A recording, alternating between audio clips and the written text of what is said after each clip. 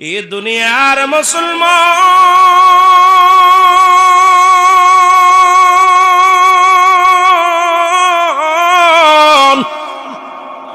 আল্লাহ বলেন কুল্লু মান আলাইহা ফান, সব কিছু শেষ করে দিবে আমার আল্লাহ গো।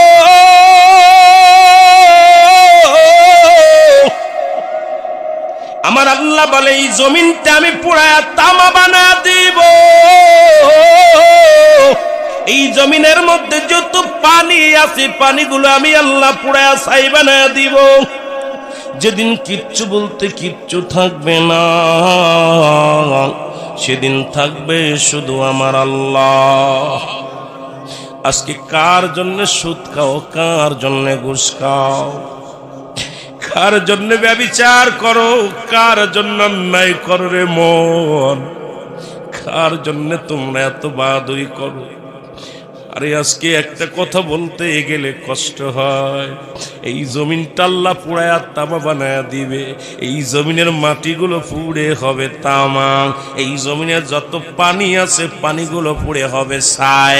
এই দুনিয়ার মধ্যে কিচ্ছু যেদিন থাকবে না, ওই তুরস্কের কত বাহাদুর, কত টাকাওয়ালা মিনিটের মধ্যে 30 সেকেন্ডের ভূমিকম্পে পথের ফকির হয়ে গেছে, রাস্তার ভিখারি হয়ে গেছে। আজকে তুমি দুনিয়ার মধ্যে কতই না মস্তানি করলা, এই দুনিয়ার কিচ্ছু নিয়ে যেতে পারবা না। এই মুসলমান, 1 নাম্বার মানুষের মৃত্যু হলো, 1 নাম্বার বিপদ হলো মানুষের মরণ, 2 নাম্বার বিপদ হলো কবর, 3 নাম্বার বিপদ হলো কিয়ামতের ময়দান।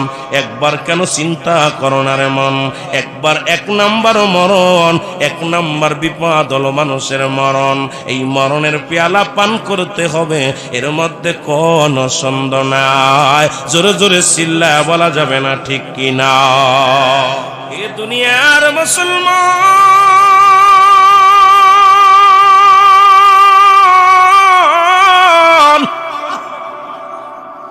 3 দিন ব্যাপী কোরআনের মাহফিল এত শুনলাম, কি হাসিল করলাম? যখনই শুনি কোরআন হয়ে গেছে অনেক কোরআন, এটার পরে কোরআনের ভিতরে কোনো ভুল নাই। কিন্তু বর্তমান জামানায় একদল আলেম ভাই রয়েছে যারা বলে কোরআনের মধ্যেও ভুল আছে। জোরে বলেন নাউজুবিল্লাহ। আর জোরে, নবীর দুরূদ পড়া বেদাত, মিলাদ পড়া বেদাত, জানাজার দোয়া পড়া বেদাত, দাঁড়ায়া কিয়াম পড়া বেদাত, কত কিছু শুনলাম। জাল হাদিস শুনলাম। বাজান এখন শুনতেছি কোরআনের মধ্যে কোরআনের অধিকাংশ জাল